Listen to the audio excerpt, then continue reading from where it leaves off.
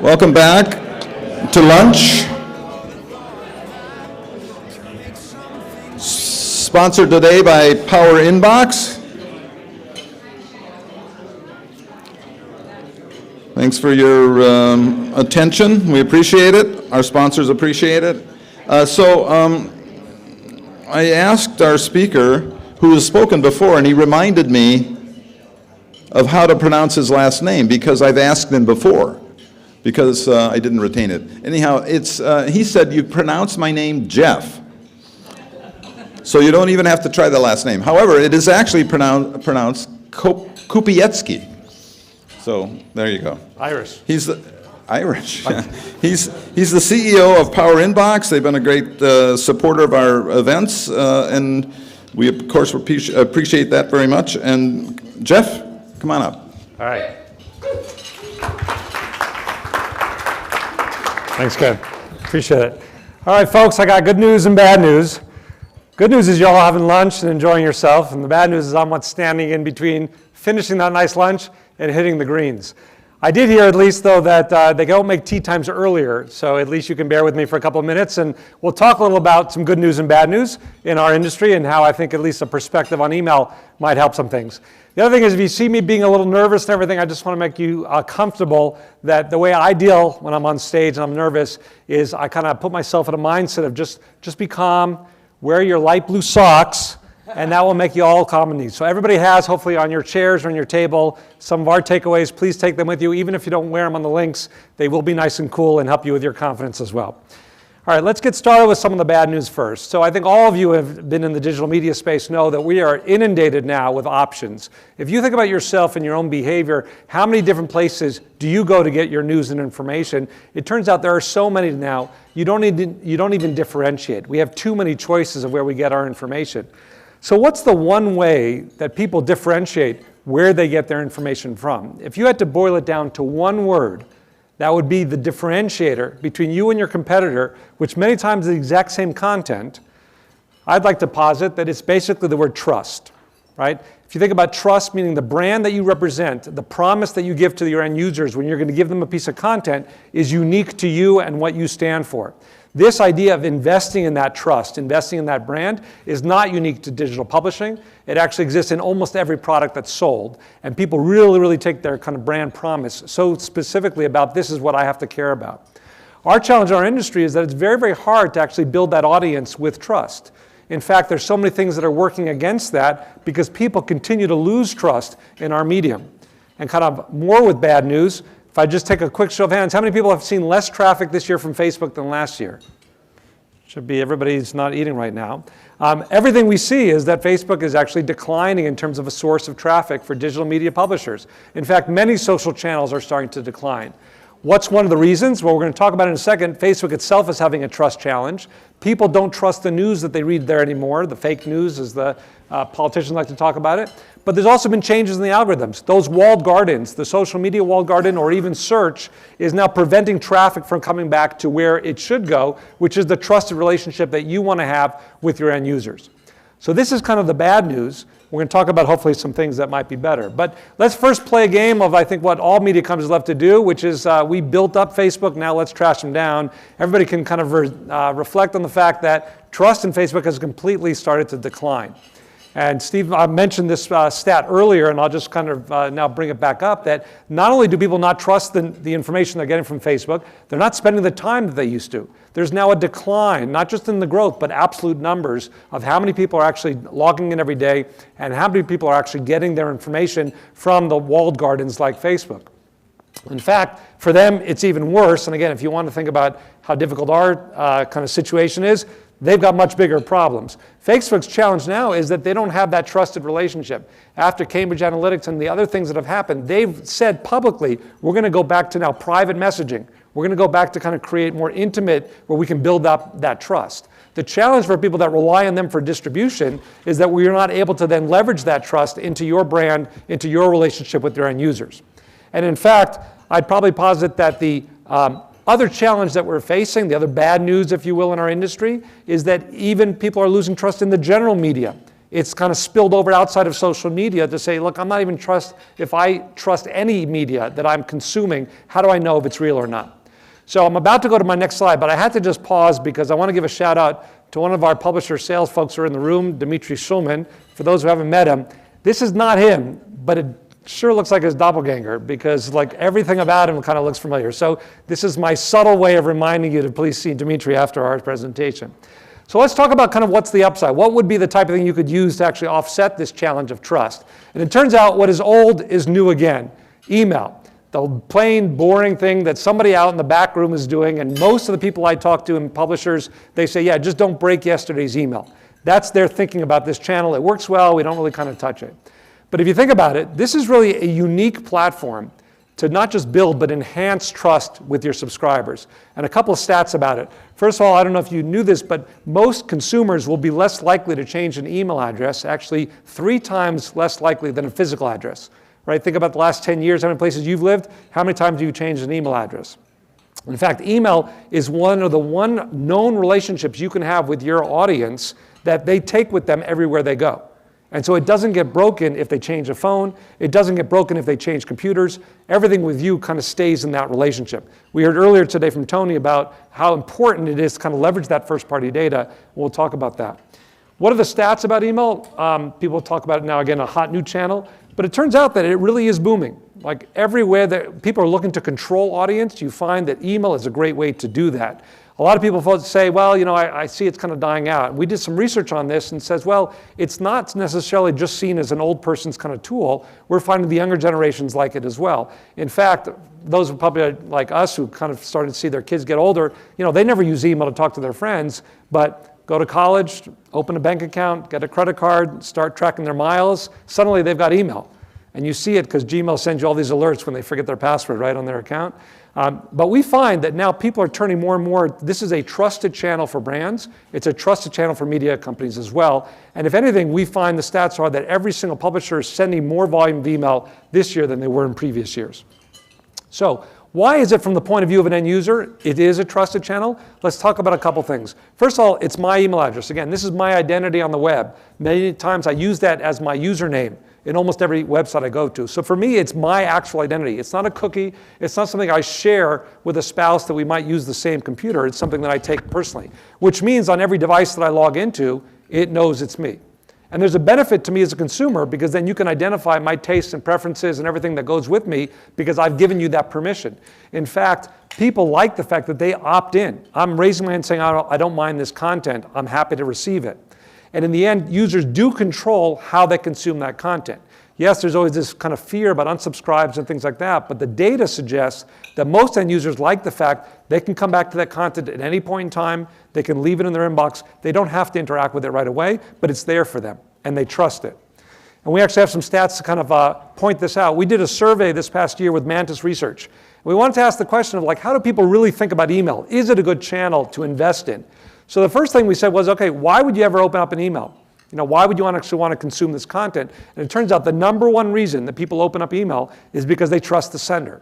It's not about the subject line. It's not about the content that you put in there, although those are important and they want to read that content. It's because they are taking the trust they have in you as a brand and transferring that to say, yeah, I'll open that up. So the same piece of news might be happening. One comes from a site they've never heard of. One comes from your site. They're going to open your email. The question is then, how do you leverage that? How do you leverage that trust that you can build? And it turns out that the reason now that you have to kind of think about that is back to the bad news, which is as Facebook has been declining, people are seeing a massive decline in their revenue streams. So you've got this emerging channel, if you will, of people rediscovering, but yet how do you make money from that? And what we're finding, at least the publishers that we work with, is this has become found money. It's a new way to monetize a traffic that also helps you build more trust with your audience. And so let's kind of talk about what the survey told us about that. So we asked folks, okay, you're getting this content, that's great, it's free, you're not really paying anything for it, but what happens if they need to kind of monetize that relationship? Are you open to receiving ad content? And it turned out that more than 50% says, I don't mind getting ads or they don't bother me. And I would tell you the actual data is even much higher. So you always know how it works in these surveys. People kind of answer a question that they think you want to hear, but then you look at the data and they behave differently. Well, it turns out the data suggests that most people don't mind the ads. They click on them, they engage with them. They don't find any impact on deliverability or things like that. So we find it's actually something that consumers are very open to. Another question we asked them was, well, what happens if you have a trust relationship with the end user and now you take a third-party ad in there? How do they react to that? And the number one thing that they told us was, if we trust you, we're going to trust the advertisers, as long as obviously you're working with a good partner to kind of bring that. So there's this notion of conveyed trust. If they have a relationship with you, they're willing to kind of transfer that into the advertisers that you work with. And that helps you then kind of make money from that. The last thing we said to them was, what about, are you worried that somehow if you show too much content that maybe advertising, people opt out? And people say all the time, I'm worrying about my unsubscribe rate. Just as an aside, we always say, don't look at the unsubscribe rate, look at total unsubscribes. If you ran a retail store and you had 1,000 consumers come and only 10 bought something, would you say, well, I have to worry about my rate, let's have fewer people come? You would just say, no problem, tomorrow let's sell 11 instead of 10.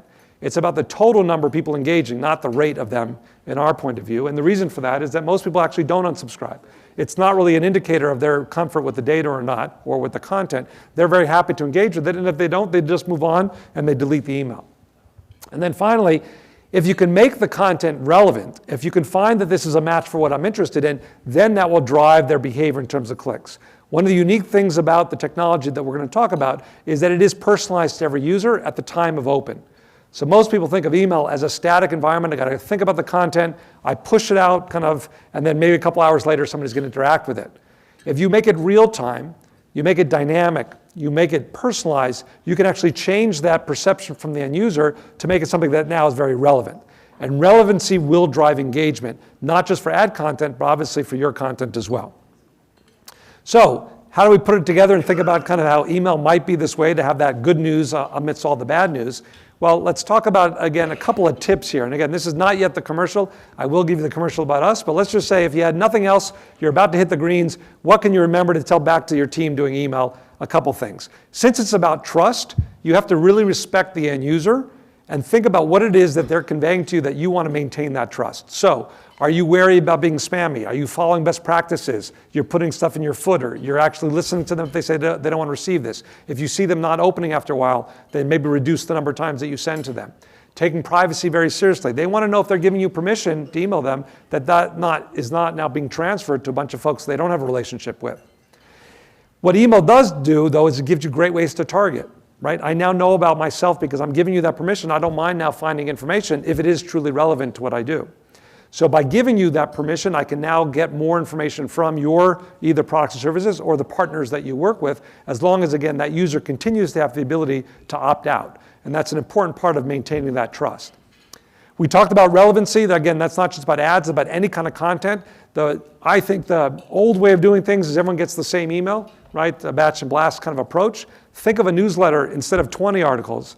If you could actually cut that up into maybe 5 alerts, and each one was sent to a different subgroup based on relevancy, you'll get much higher open rates and engagement rates. So while it might seem like you've increased the volume, what you're actually doing is doing a better job of targeting.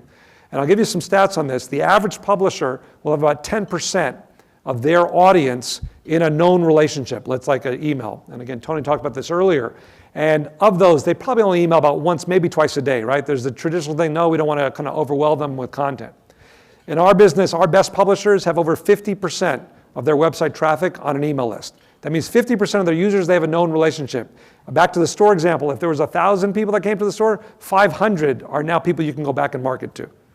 If you have 90% of your visitors that are anonymous and you only have cookies to rely on to get back to them, Google's going to take that away from you. You have to find a way to have known relationship with them. The second stat was how often do you email them or how often do you interact with them? Our best practice suggests 5 to 6 times a day is not bad if it's relevant. And so we look at engagement rates like click-through rates or open rates or how much time on site. All those go up with the frequency of people finding content as long as it's relevant. Think about it. If you're a Blues fan, you have no problem reading today about all the different things about that team. It doesn't matter how many times they're going to send it to you, right? If it's relevant, you're going to open it up.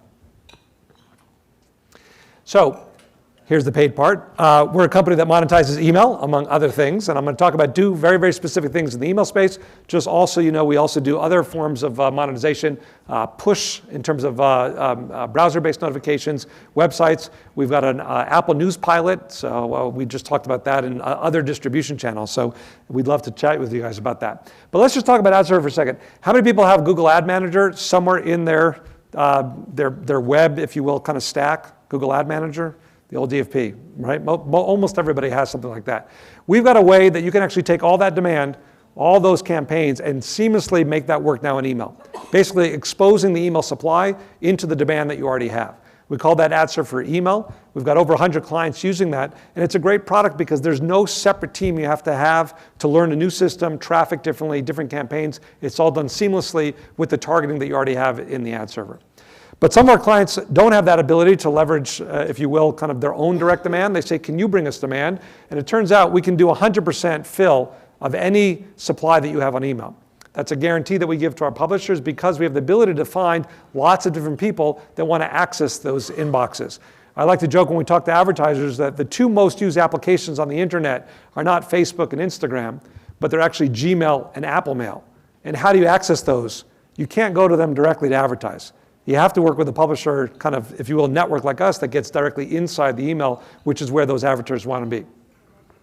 So these are kind of two of the products that we do. Again, we've been fortunate to work with some very, very good brands. Many of them are in the room, and we appreciate all their business. There's obviously some competitors that we don't have to talk about who are also in the room.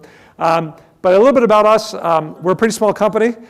We are based partly, we're actually all remote. That's kind of one cool thing about our company.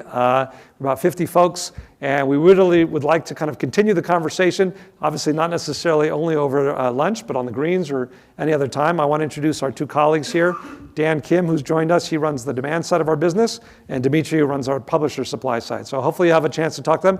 And I'll be asking you guys, anything that you're looking at in the broader email and messaging space, we're real eager to hear what your concerns are, what your needs are. We'd love to understand that as that shapes kind of our roadmap and about ways that we can kind of bring solutions to the market.